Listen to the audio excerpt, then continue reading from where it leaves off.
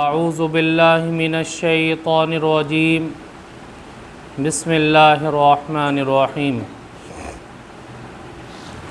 मा आताकुमुर रसूलु फ़ख़ुज़ूहु व मा नहाकुम अन्हु फ़न्तहू सदक़ल्लाहु मौलानल अज़ीम। अल्लाहुम्मा सल्लि अला सय्यिदिना व मौलाना मुहम्मद व अला आलि सय्यिदिना व मौलाना मुहम्मदिन व बारिक वसल्लिम। मोहतरम बुज़ुर्गों और दोस्तों, अज़ीज़ साथियों, अल्लाह के नबी सल्लल्लाहु अलैहि वसल्लम हकीकी मानों में बंदों को अल्लाह से मिलाने वाले हैं।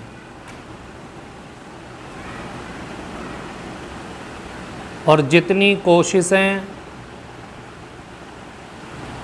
आपने बंदों को अल्लाह से मिलाने की हैं,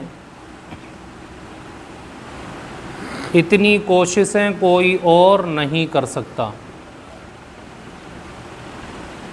हर मौके पर, हर जगह पर, हर मोड़ पर आपकी ये ख्वाहिश हुआ करती थी कि बंदे अल्लाह को पहचान कर कामयाब ज़िंदगी गुजारने वाले बन जाएं। उसके लिए आप मौका ब मौका ऐसी बातें बयान किया करते थे कि जो इंसानों को निजात दिलाने वाली हैं, और कभी ऐसी बातें बयान करते जो इंसानों को हलाकत में मुब्तला करने वाली हैं। और इस तरह की बातें बयान करके अल्लाह के नबी सल्लल्लाहु अलैहि वसल्लम की ये कोशिश रहा करती थी कि अल्लाह के बंदे उन चीज़ों को अपना करके ज़िंदगी गुजारने वाले बन जाएं जो निजात दिलाने वाली हैं, और उन चीज़ों से बच कर के ज़िंदगी गुजारने वाले बने जो इंसानों को हलाकत के अंदर मुब्तला करने वाली हैं। चुनांचे एक हदीस है अल्लाह के नबी सल्लल्लाहु अलैहि वसल्लम की, उसके अंदर आपने 3 चीज़ें बयान फरमाई जो निजात दिलाने वाली हैं, और 3 चीज़ें ऐसी बयान फरमाई जो इंसानों को हलाकत में मुब्तला करने वाली हैं। चुनांचे पहले उन चीज़ों को बयान करते हैं जो इंसान को निजात दिलाने वाली हैं। उन 3 चीज़ों में से पहली चीज़ आपने बयान फरमाई बितक़वल्लाहि फ़िस्सिर्रि वल अलानिया, अल्लाह का डर और खौफ है कि तन्हाई के अंदर भी हो और ऐलानिया तौर पर भी हो। इंसान चाहे लोगों की भीड़ में हो, चाहे अकेला हो, हर हाल में उसके दिल में अल्लाह का डर रहना चाहिए। और कुरान करीम के अंदर भी अल्लाह रब्बुल इज़्ज़त ने इरशाद फरमाया, या अय्युहल्लज़ीना आमनुत्तक़ुल्लाह हक़्क़ तुक़ाती, ए ईमान वालो तुम अल्लाह से डरो जैसा कि उससे डरने का हक़ है। और अल्लाह से डरने का हक़ क्या है कि आदमी चाहे भीड़ में रहे या अकेला रहे, हर जगह पर गलत करने से डरे कि मेरा अल्लाह मुझे देख रहा है। आज हमारा तर्ज़ अमल क्या है? हमारा तर्ज़ अमल ये है, अगर हम लोगों की भीड़ में होते हैं तो हम गुनाह करते हुए डरते हैं। गलत करते हुए डरते हैं कि कोई देख लेगा तो बेइज्जती होगी, रुसवाई होगी, ज़िल्लत होगी, तो लोगों के सामने हम अपने आप को गलत काम से बचाते। लेकिन जब तन्हाई में होते हैं, पर्दे के पीछे होते हैं और हम ये समझते हैं कि अब हमें कोई देखने वाला नहीं है, तो धड़ल्ले से गलत काम करते हैं, गुनाह करते हैं, क्योंकि ये समझते हैं कि कोई देखने वाला नहीं। मेरे बुजुर्गों, अल्लाह के नबी अलैहिस्सलातु वस्सलाम फरमाते हैं कि अगर निजात चाहिए तो जैसे लोगों की भीड़ में अपने आप को गलत काम से बचा रहे हैं, तन्हाई के अंदर भी गलत काम से बचाने की कोशिश करें। क्योंकि अकेले में रहते हुए कोई इंसान हमें गलत काम करता हुआ नहीं देख रहा, लेकिन मेरा अल्लाह हर जगह मुझे देखता है। यह अल्लाह का डर और खौफ हर जगह होना चाहिए।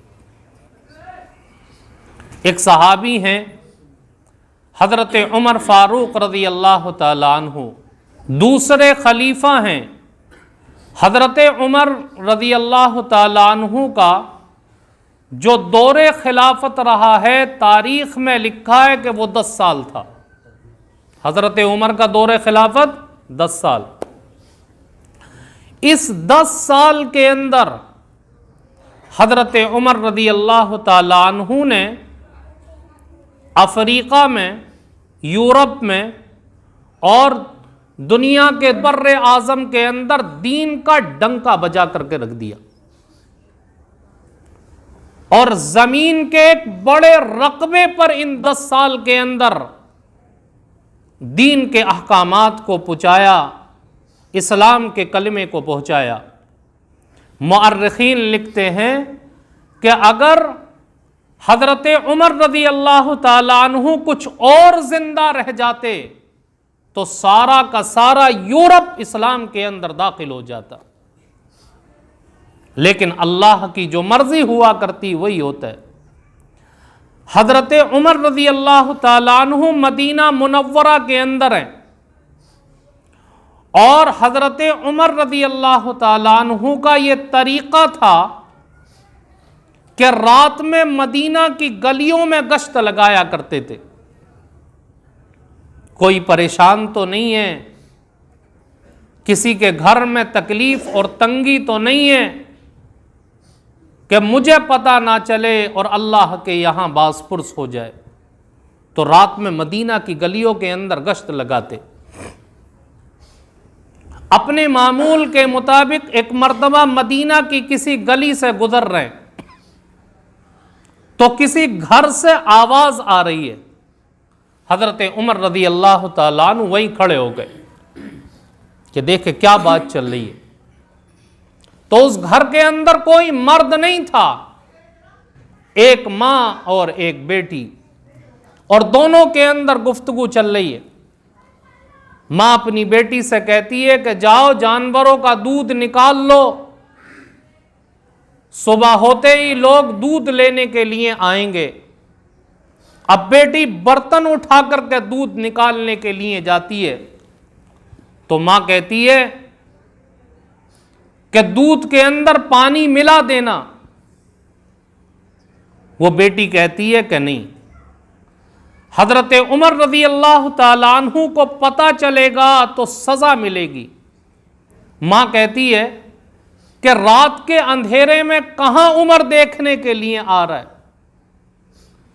तो वो बेटी कहती है कि अम्मा, अगर इस रात के अंधेरे में उमर नहीं देख रहा तो उमर का रब तो देख रहा है।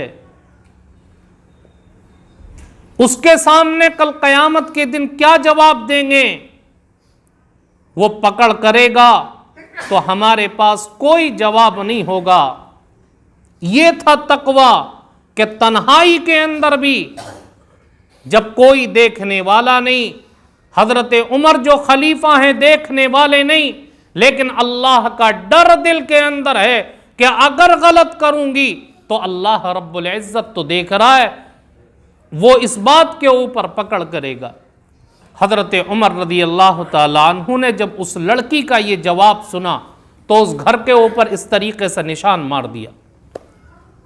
सुबह हो गई, दरबार लगा तो पुलिस वालों को भेजा और कहा कि फला घर पर जाओ, मैंने उस घर के ऊपर निशान मार दिया है, उस घर के अंदर जितने अफराद हों सबको लेकर के आओ।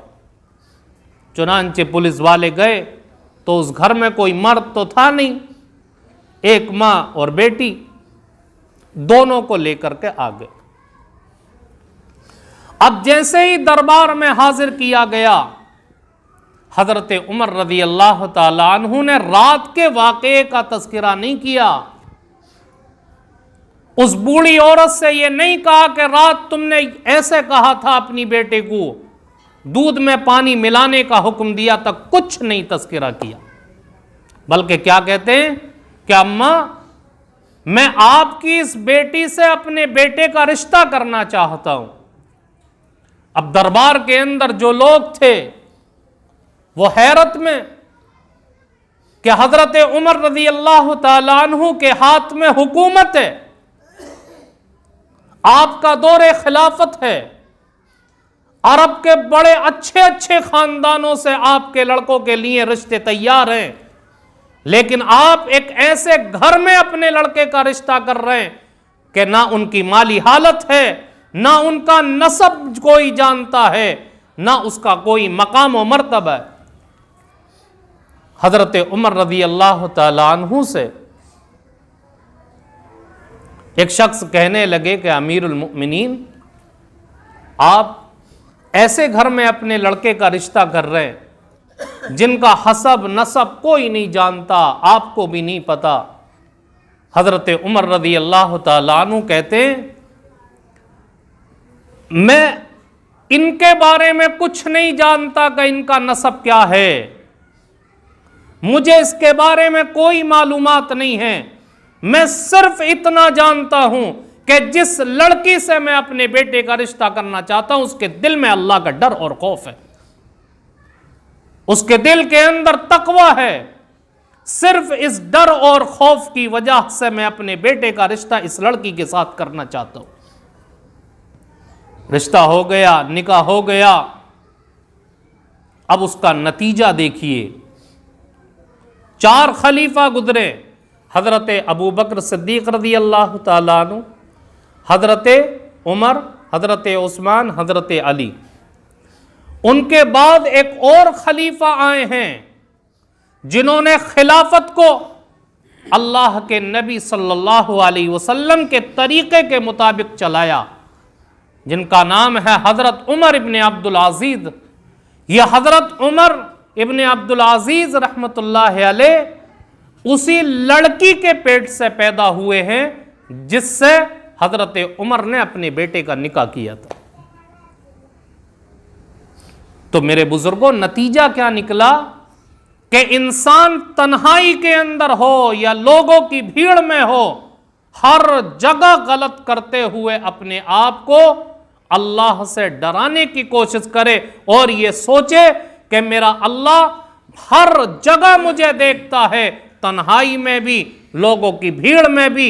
अगर मैंने गलत काम किया तो कल कयामत के दिन उसका हिसाब देना पड़ेगा। तो अल्लाह के नबी ने फरमाया, पहली चीज यह है कि ऐलानिया और तन्हाई, हर जगह अल्लाह का डर दिल के अंदर होना चाहिए। अगर ये चीज आ गई तो निजात अल्लाह की तरफ से पक्की है। दूसरी चीज आप अलैहिस्सलाम ने बयान फरमाई जो लोगों को निजात देने वाली है। फरमाया कि अगर तुम्हारे पास मालो दौलत है या पैसों की कमी है तो हर हालत में दरमियानी जिंदगी गुजारने की कोशिश करें, दरमियानी जिंदगी। लेकिन आज होता क्या है, अगर हमारे पास मालो दौलत आ गया तो हम आला दर्जे का कपड़ा खरीदते, आला दर्जे की हर चीज खरीदते हैं, आला क्वालिटी का सामान खरीद करके लाते, और उसके चक्कर में ना जाने कितना पैसा बर्बाद किया जाता है। मेरे बुजुर्गों, पैसा एक ऐसी चीज है जो आने जाने वाली है। आज किसके पास, कल किसके पास होगा। ऐसा नहीं है कि आज अल्लाह ने हमें रुपया पैसा दिया तो मरते दम तक ये रुपया पैसा हमारे पास रहेगा।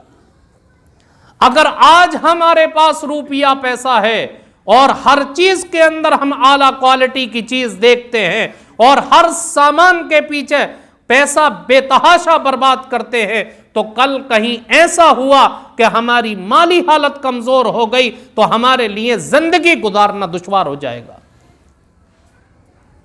इसलिए अल्लाह के नबी अलैहिस्सलाम ने फरमाया कि अगर कामयाब जिंदगी चाहते हो तो रुपया पैसा हो या तंगी हो, हर हाल में मयाना जिंदगी गुजारने की कोशिश करें। और अल्लाह के नबी की यह तालीम है, हर चीज के अंदर मयाना रवी, हर चीज में मयाना रवी, ताकि कल अगर हालात बिगड़े तो जिंदगी गुजारना मुश्किल ना हो। आज आप देखें कि जो रुपया पैसा जिनके पास है, जो मालो दौलत वाले हैं, कारोबार अच्छा चलता है तो गाड़ी भी अच्छी है, घर भी अच्छा है, खर्चे बहुत ज़्यादा हैं। थोड़ा कारोबार कम हो गया, मार्केट डाउन हो गई तो अब हर जगह रोते फिरते हैं कि खर्चे पूरे नहीं होते। अगर हम मयाना रवी इख्तियार करेंगे जिंदगी के हर काम में तो अल्लाह रब्बुल इज़्ज़त हमें कामयाबी अता करेगा। दो चीज़ें हो गई। तीसरी चीज़, आप अलैहिस्सलातु वस्सलाम ने फरमाया कि अगर तुम खुशी की हालत में हो या गम की हालत में हो तो अपनी जबान को कंट्रोल में रखो, अपनी जबान को कंट्रोल में रखो। आज अगर आदमी खुशी की हालत में होता तो बड़े बड़े अल्फाज अपनी जबान से निकाल देता है, सोचता भी नहीं है। बहुत सारे लोग ऐसे जिनको ओहदा मिल गया, हुकूमत मिल गई, इक्तदार मिल गया, तो उस इक्तदार के नशे में ऐसी बातें कह देते हैं जिससे समझ में आता है कि ये अपने आप को खुदा समझ रहा है। नाउज़ बिल्लाह। जब इंसान खुशी की हालत में ऐसी बड़ी बड़ी बातें अपनी जबान से निकाल देता है तो समझ लो उसके बाद से उसकी जिंदगी में जवाल शुरू हो जाता है। तो इंसान खुशी की हालत में हो तो भी जबान को कंट्रोल में रखे, और अगर गम की हालत में है तब भी जबान को कंट्रोल रखे। आमतौर पर होता है कि आदमी अगर परेशानी में मुब्तला है, गम में मुब्तला है, तब भी इंसान की जबान कंट्रोल से बाहर हो जाती है। कैसे? अगर किसी के बच्चे का इंतकाल हो गया तो आपने देखा होगा बहुत सारे लोग कहते हैं कि अल्लाह ने शायद मेरा ही घर देख लिया, नाउज़ बिल्लाह। क्या अल्लाह को मेरा ही कारोबार ख़त्म करना था? क्या अल्लाह को मुझे ही तकलीफ देनी थी? ऐसे ऐसे अल्फाज नाउज़ बिल्लाह ज़बान से निकाले जाते हैं जो इंसान को कुफ्र तक पहुंचा देते। तो याद रखें, अल्लाह के नबी ने फरमाया कि अगर खुशी का आलम है या गम का आलम है, हमारी ज़बान कंट्रोल में रहनी चाहिए। ना तो खुशी की हालत में बड़े बड़े अल्फाज अपनी ज़बान से निकालें और ना गम की हालत में ऐसे अल्फाज निकालें जो इंसान को कुफ्र तक पहुंचाने वाले हैं, इंसान को उसके ईमान से दूर करने वाले। तो ये तीन चीज़ें हो गई। एक तो तन्हाई में या ऐलान हो, कहीं भी किसी भी हालत में हो, अल्लाह का डर होना चाहिए दिल के अंदर। और दूसरी चीज़, अगर मालो दौलत है या फ़क्र फाका, हर हालत में दरमियानी ज़िंदगी गुजारें। और तीसरी चीज़, खुशी की हालत हो या गम की हालत हो, अपनी ज़बान को कंट्रोल में रखें। अगर ये तीन सिफतें पैदा हो गई, तीन चीज़ें हमारी ज़िंदगी में आ गई, अल्लाह के नबी ने फरमाया कि ये निजात दिलाने वाली है इंसान।